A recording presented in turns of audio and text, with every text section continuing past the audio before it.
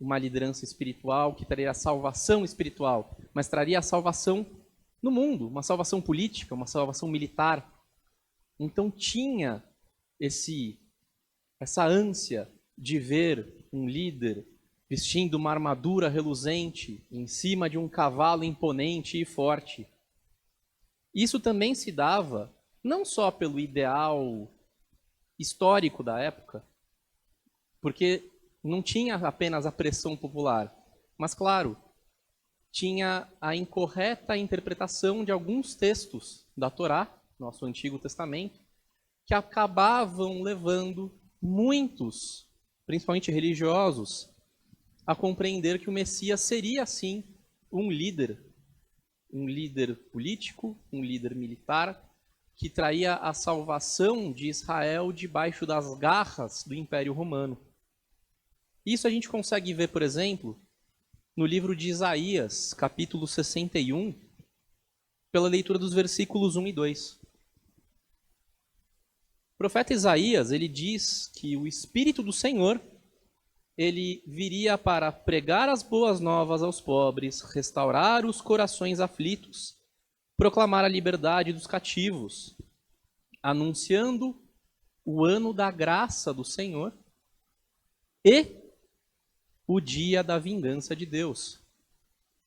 Quem já estiver aberto no livro de Isaías, capítulo 61, versículos 1 e 2, assim diz a palavra do Senhor. O Espírito do Senhor Deus está sobre mim, porque o Senhor me ungiu para pregar boas novas aos mansos. Enviou-me a restaurar os contritos de coração, a proclamar liberdade aos cativos e a abertura de prisão aos presos, a apregoar o ano aceitável do Senhor e o dia da vingança do nosso Deus, a consolar todos os tristes. Muitos religiosos da época liam essa passagem, não só essa, mas dentre outras essa passagem de uma maneira como o ano da glória do Senhor viria também junto de sua vingança contra aqueles povos que estavam pesando sobre Israel. Mas nós sabemos que não é exatamente assim, até porque nós vemos que Cristo veio e não tivemos a vingança de Deus contra os povos. Tanto isso é verdade, que se a gente for analisar o Evangelho de Lucas, capítulo 4, os versículos 16 a 21, nós vemos exatamente isso. Nós vemos que Jesus está em Nazaré, fazendo a leitura justamente deste capítulo do livro de Isaías, e ele não faz menção ao trecho do dia da vingança do Senhor. E ele diz que naquele dia, essa passagem da Torá, nosso Antigo Testamento da Bíblia, está sendo cumprido. Assim diz o livro de Lucas, capítulo 4, dos versículos 16 a 21. E chegando a Nazaré, onde fora criado, entrou num dia de sábado, segundo o seu costume, na sinagoga, e levantou-se para ler. E foi-lhe dado o livro do profeta Isaías, e quando abriu o livro, achou o lugar em que estava escrito, : O Espírito do Senhor está sobre mim, pois que me ungiu para evangelizar os pobres, enviou-me a curar os contritos de coração, a proclamar liberdade aos cativos e a restauração da vista aos cegos, a pôr em liberdade os oprimidos, a anunciar o ano aceitável do Senhor. E cerrando o livro, e tornando-o a dar ao ministro, assentou-se, e os olhos de todos na sinagoga estavam fitos nele. Então começou a dizer-lhes: hoje se cumpriu esta escritura em vossos ouvidos. Cristo não disse que se cumpriu o dia da vingança. Cristo, naquele momento, disse que se cumpriu a escritura do ano da graça de Deus. Ou seja, Cristo, o Messias, não veio naquele momento para pelejar pelos judeus contra os povos que pesavam sobre Israel. Ele veio por algo muito mais essencial a todos nós. Outro texto que traz a interpretação de que o Messias poderia vir para pelejar por Israel é o livro de Zacarias, no capítulo 14, os versículos 1 a 3, em que é dito que no dia do Senhor, o Senhor pelejará contra as nações que se ajuntarem contra Jerusalém. Assim diz o livro de Zacarias, no capítulo 14, os versículos 1 a 3. Eis que vem o dia do Senhor, em que teus despojos se repartirão no meio de ti, porque eu ajuntarei todas as nações para a peleja contra Jerusalém, e a cidade será tomada, e as casas serão saqueadas, e as mulheres forçadas, e metade da cidade sairá para o cativeiro, mas o restante do povo não será extirpado da cidade. E o Senhor sairá e pelejará contra estas nações, como pelejou, sim, no dia da batalha. Então, muitas pessoas daquela época viam o Messias como o grande líder militar que traria a liberdade à nação de Israel. Mas nós temos uma outra questão. Até então, o que seriam dos gentios? Como Deus poderia simplesmente pelejar contra os gentios se ainda os gentios não tinham a oportunidade de se voltar diante do Senhor e declamar o seu amor ao Senhor? Nós já falamos aqui na igreja que Deus é amor. E nós já falamos aqui na igreja também que Deus é justiça. Deus é amor, eu acho que nós temos um versículo que está na cabeça de todos nós, João 3,16, porque Deus amou o mundo de tal maneira que entregou o seu Filho para todo aquele que nele crê não pereça, mas tenha vida eterna. Mas nós temos também a evidenciação de que Deus é justiça. No Salmo 11, verso 7 diz, pois o Senhor é justo e ama a justiça. Sendo Deus justo, Deus deve dar a oportunidade para que todos se salvem. Então, antes de pelejar contra os gentios que estavam se colocando de maneira contrária a Israel, Deus iria abrir a porta aos gentios. Não dá para dizer que Deus viria montado num cavalo como um líder militar para pelejar em favor de Israel contra essas nações, antes de abrir espaço para que os gentios falassem, eu creio em Deus, eu tenho o Senhor como meu Pai. E é justamente isso que primeiro faz o Messias, abrir essa porta. No livro de Isaías, capítulo 49, o versículo 6, nós vemos que o Messias seria e foi enviado para dar luz aos gentios e ser a salvação do Senhor até os confins da terra.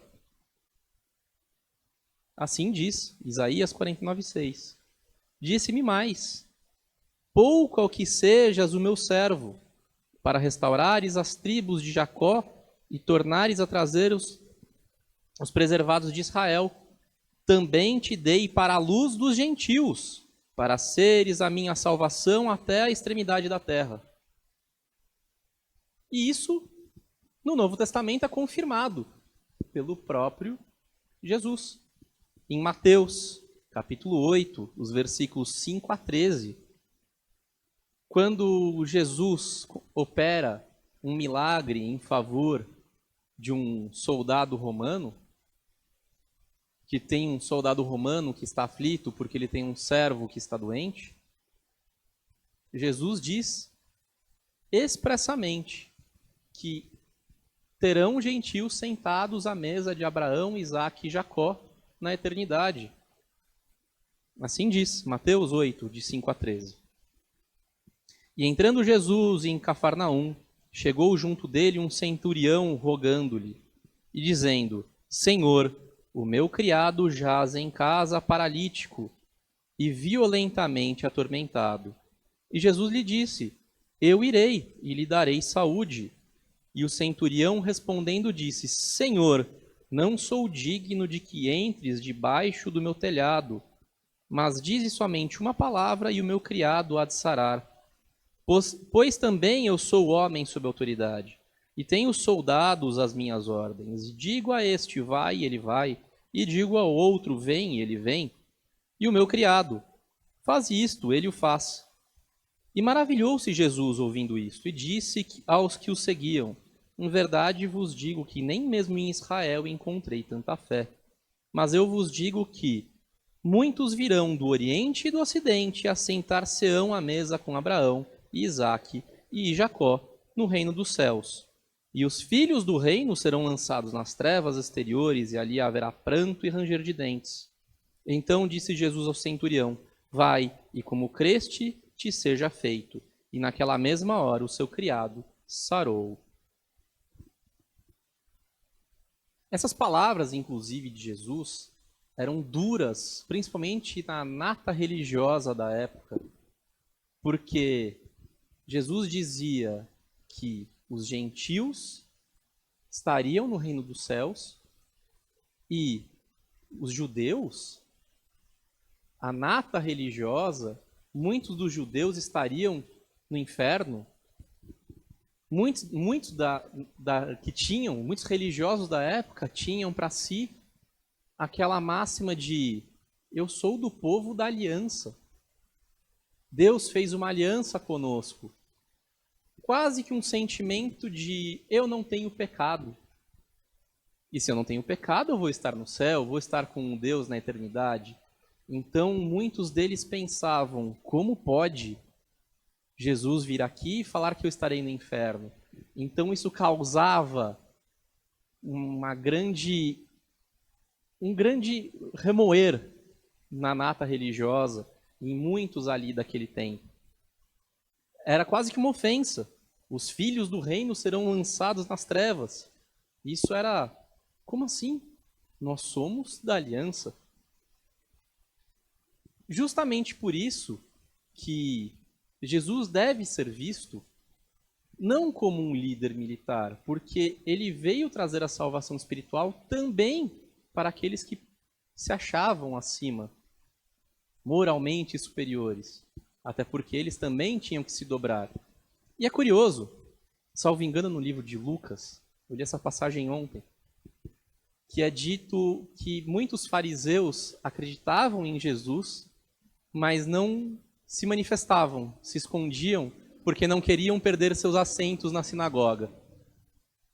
E aí a gente consegue notar que essas pessoas também desejavam a salvação, mas muitas delas pensavam mais nas questões terrenas. E as questões terrenas também obscureciam a visão das pessoas naquele momento em que Jesus estava para entrar em Jerusalém, obscurecia. Cristo, por muitos, acabava sendo visto como uma ameaça, principalmente para essa nata religiosa, como uma ameaça por conta dele dizer abertamente de que alguns religiosos não iriam para o reino dos céus. Era visto como uma ameaça porque ele dizia que os gentios se assentariam à mesa junto de Abraão, Isaque e Jacó. Isso seria uma afronta até pelas religiosidades da época.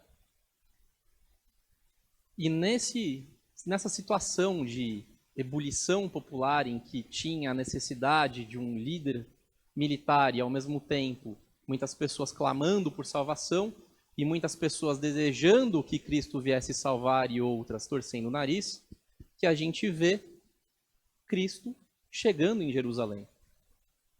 Para começar, no cumprimento de uma profecia. Nosso texto, que já foi lido inicialmente, Zacarias 9:9, traz a profecia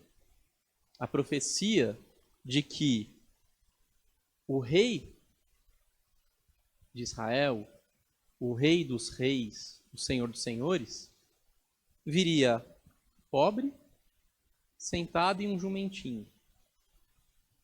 Faço questão de ler novamente, Zacarias, capítulo 9, versículo 9.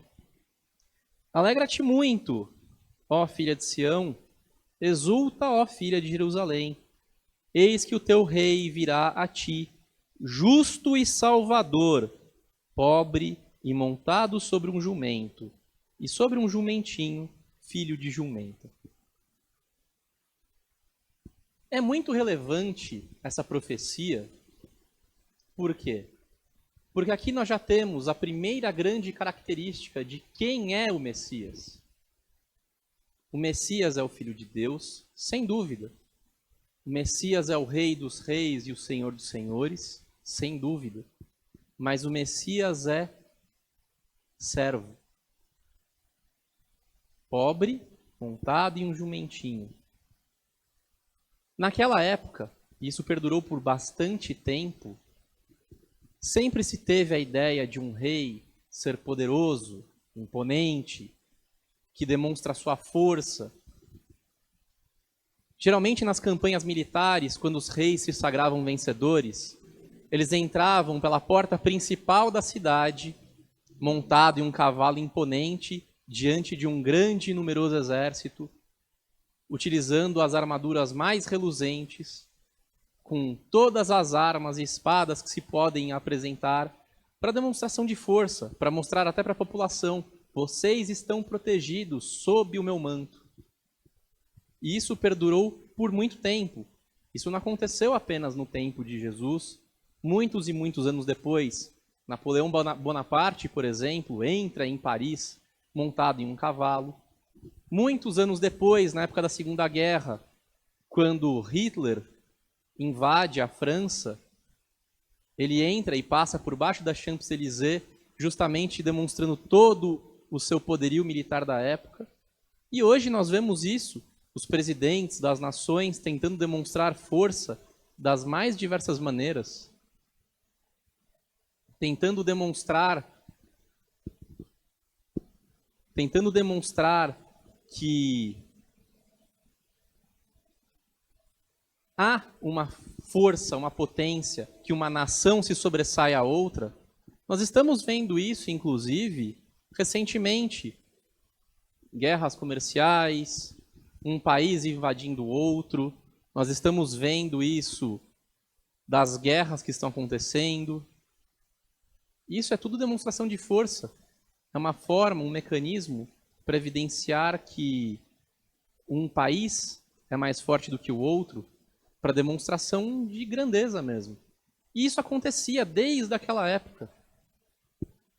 Se a gente for analisar, existia essa expectativa. O rei irá entrar em Jerusalém pela porta principal montado num cavalo. E aqui a profecia já diz que o rei viria montado num jumentinho. E aí, quando a gente começa a pensar, por que um jumentinho? É justamente por isso. Porque o Messias veio para servir. Nós temos, inclusive, diversas passagens bíblicas que dizem que o Messias veio para servir. E é curioso que muitas pessoas, quando pensam na palavra servir, elas, se a gente for corriqueiramente na rua, quando a pessoa pensa em servo, em servir, ela já torce o nariz, ela pensa quase que em escravidão. Mas as pessoas precisam voltar um pouco mais. Servir não é um ato de escravidão.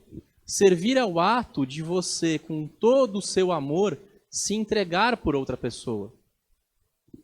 O irmão Flávio, por exemplo, que tem a sua mecânica, toda vez que ele chega diante de um cliente e um cliente pede para arrumar o carro, o irmão Flávio está servindo o outro cliente. Claro que algumas pessoas servem de graça, outras pessoas cobram para servir, mas o irmão Flávio, na sua mecânica, está prestando um serviço. O pastor é corretor também. Ele presta serviço, ele está servindo. O pastor aqui na igreja, enquanto pastor, também está servindo. Cristo também veio para servir, se entregar, se doar por nós.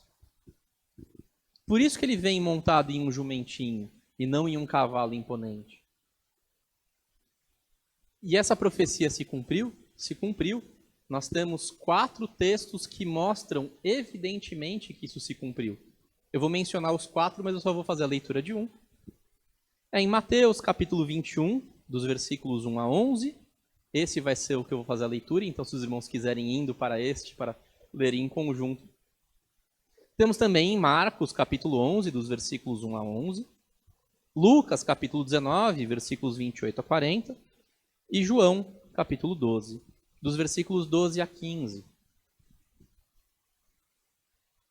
Vamos ler Mateus, capítulo 21, do 1 ao 11. E quando se aproximaram de Jerusalém e chegaram a Betfagé, ao Monte das Oliveiras, enviou então Jesus 2 discípulos, dizendo-lhes: Ide à aldeia que está defronte de vós, e logo encontrareis uma jumenta presa, e um jumentinho com ela. Desprendei-a e trazei-mos. E se alguém vos disser alguma coisa, direis que o Senhor os há de mister, e logo os enviará. Ora, tudo isso aconteceu para que se cumprisse o que foi dito pelo profeta, que diz: Dizei à filha de Sião, eis que o teu rei aí te vem, manso e assentado sobre uma jumenta, e sobre um jumentinho, filho de um animal de carga. E indo os discípulos e fazendo como Jesus lhes ordenara, trouxeram a jumenta e o jumentinho, e sobre eles puseram as suas vestes e fizeram-no assentar em cima. E muitíssima gente estendia as suas vestes pelo caminho, e outros cortavam ramos de árvores e espalhavam pelo caminho. E a multidão que ia adiante e que o seguia clamava, dizendo: Hosana ao filho de Davi, bendito o que vem em nome do Senhor, hosana nas alturas. E entrando ele em Jerusalém, toda a cidade se alvoroçou, dizendo: Quem é este? E a multidão dizia: Este é Jesus, o profeta de Nazaré da Galileia. Cristo cumpriu a profecia, entrando na cidade em cima de um jumentinho. Mas mesmo cumprindo a profecia, ainda assim, muitas pessoas não conheciam a Cristo. Isso tudo que foi dito foi para a gente conhecer como estava a situação social da época. Mas, mesmo diante de toda essa situação, mesmo diante de todos os milagres, mesmo diante de todos os sinais, e mesmo diante de todos os ensinamentos, muitos não conheciam a Cristo. E isso a gente consegue ver, inclusive, do texto que a gente acabou de fazer a leitura. Muitas pessoas clamavam: Hosana. Hosana significa salve-nos, vem nos salvar. Muitas pessoas clamavam por salvação. Alguns tinham conhecimento de que a salvação era espiritual, mas nem todos. Inclusive, é dito no livro de João que mesmo alguns dos apóstolos de Jesus não entenderam no momento. Vieram a compreender depois. Ou seja, mesmo para as pessoas mais próximas de Cristo, isso não estava completamente compreendido. Outras pessoas clamavam por Hosana justamente porque desejavam a vinda de um herói militar, queria retirar Israel das mãos de Roma. E outros clamavam por um rei, sem compreender qual seria esse rei. E pior, como a gente pode ver no final do livro, dessa leitura de Mateus, alguns ainda perguntavam: quem é este? E quem era? E a resposta não ajudava a compreender, porque ao invés das pessoas falarem: este é o Messias, este é Cristo, este é o Filho de Deus, a resposta é: este é o profeta de Nazaré. Ou seja, a população da época não tinha compreensão de quem estava ali ingressando à cidade. Não tinha real compreensão de que Cristo, que Jesus era e é o Messias. E quem tinha compreensão de que era o Messias não compreendia o que é ser o Messias. E por que isso é tão relevante para nós? Porque nós temos que compreender, primeiro, que Jesus é o Messias e, segundo, por que é o Messias. Como mencionado, Jesus veio sobre um jumentinho para servir. Jesus é rei?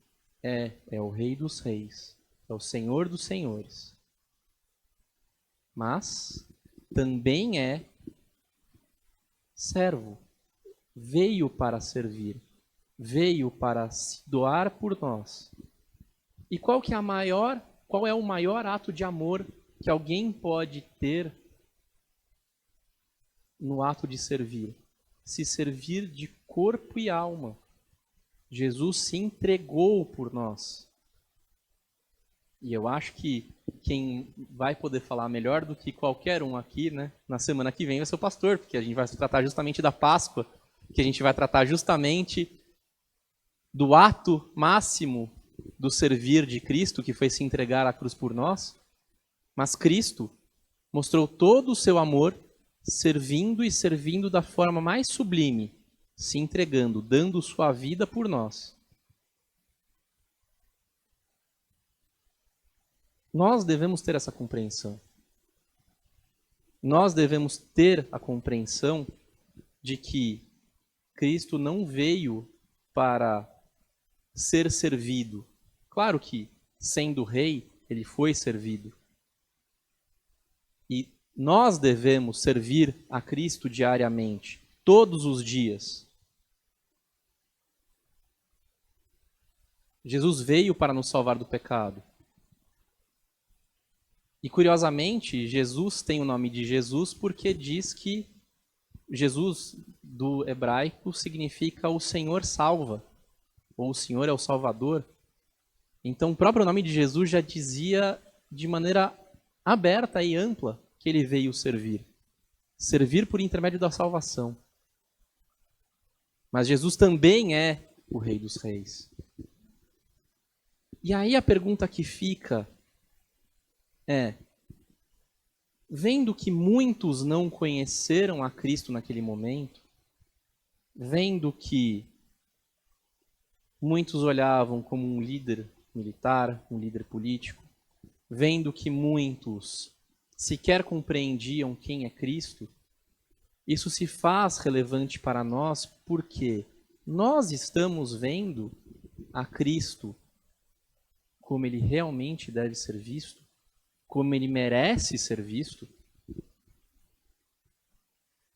Ou nós estamos imaginando que Jesus é um caixa eletrônico para a gente jogar todos os nossos pedidos e esperar que ele venha atender os nossos clamores? Oh, meu Deus, eu estou com problemas financeiros. Me faça ganhar uma bonificação no emprego. Oh, meu Deus, eu estou com um problema de relacionamento. Toque no coração da minha esposa ou do meu marido. Oh, meu Deus, eu estou com um problema de saúde. Resolva o meu problema de coração. Será que nós estamos olhando para Deus apenas como um provedor das petições que nós temos? Porque muitos, naquela época, estavam justamente vendo o Messias como aquele que iria solucionar os problemas terrenos das pessoas. O herói militar que vai se levantar contra Roma. E nós? Estamos fazendo diferente dos fariseus daquela época? Ou nós estamos, de fato, olhando para Cristo como ele realmente é? Muitos estavam olhando para o Messias entrando em Jerusalém como o rei de Israel. E é evidente que Jesus é rei. Mas ele não é rei só de Israel. Ele tem que ser o rei da sua vida, da minha vida. Como estamos olhando para Cristo hoje? Estamos olhando Cristo de maneira distante, até como Pedro fez antes de negar a Cristo 3 vezes? Olhando lá de longe, pensando, não, Cristo é rei, rei de Israel, rei da nação que tem aliança com o Senhor. Mas ele é rei da minha vida, da sua vida. Qual é o olhar que nós estamos tendo? Porque é muito curioso, muitas vezes nós olhamos para alguns textos bíblicos e às vezes a gente até tem aquela empáfia de alguns fariseus. Ah, não é possível que eles não viram a Jesus nesse momento. Não é possível que eles não conseguiram perceber que era Cristo. E nós, naquela situação, como estaríamos vendo a Jesus? Hoje, agora que a história já passou, é fácil às vezes a gente jogar pedra. Nós estamos vendo a Jesus como o rei da nossa vida, algo acima da liderança política? Nós estamos vendo a Jesus como mais do que um caixa eletrônico que nos concede os nossos pedidos, os nossos clamores nos momentos de desespero? Ou nós nos dobramos diante de Jesus e reconhecemos que Ele não é só o nosso Salvador, mas que Ele é o nosso Senhor e que Ele deve governar as nossas vidas a todo momento? E a reflexão que eu trago para vocês vale para mim também. Eu estava fazendo, inclusive eu estava conversando com minha esposa hoje, e será que a gente conseguiria reconhecer a Cristo naquela época? Seria maravilhoso conviver com Jesus, mas será que eu o veria? E o medo de eu estar ali e não ver? Deixar passar a oportunidade da minha vida? Graças a Deus, hoje eu não estou deixando passar essa oportunidade. Mas nós estamos vendo a Cristo como Ele merece ser visto, como o Rei dos Reis, o Senhor dos Senhores, o Filho de Deus, de quem nos salva e de quem deve governar a nossa vida a todo momento. E é por isso que é tão importante essa reflexão. Muitos viram a Cristo entrando em Jerusalém, mas nem todos viram o Messias, nem todos viram o Filho de Deus entrando ali. Viram apenas o homem. Como nós estamos vendo a Cristo? Fica essa reflexão. Que Deus abençoe a todos. Em nome de Jesus.